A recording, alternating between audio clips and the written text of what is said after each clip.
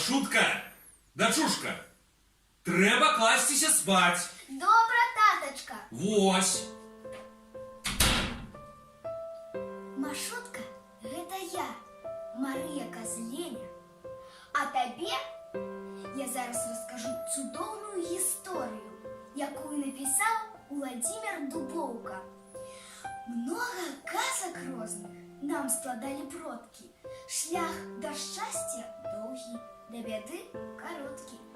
Так яны навчалі, так яны вучылі, а людская думка узнімала крыллі. Каб у нас не згасла да шукання ўсіх, казка і такая праз народ адзін. Як з малога зерня, ды узняўся волат, і як ён закінуў, аж на неба молат. Небу заручаўся і прасіў у сведкі, што тырана змея знішчыць сілай гэткай. І на неба кінуў так высока молат, што на 5-й дзень той павярнуўся долу. З ім такім надзейным і пайшоў у пошук казачны наш волат. Пакаці, гарошак.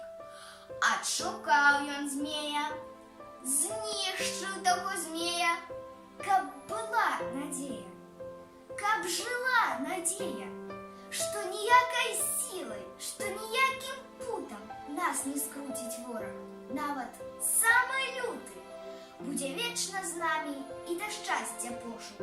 Молат нам пакінуў, пакаці, гарошак. І цяпер мы кажам горда, без трывогі, шлях да шчасця быў наш і цяжкі, і доўгі, ды ніхто ніколі нас назад не верне. Сталі нашай працы явай летуценні.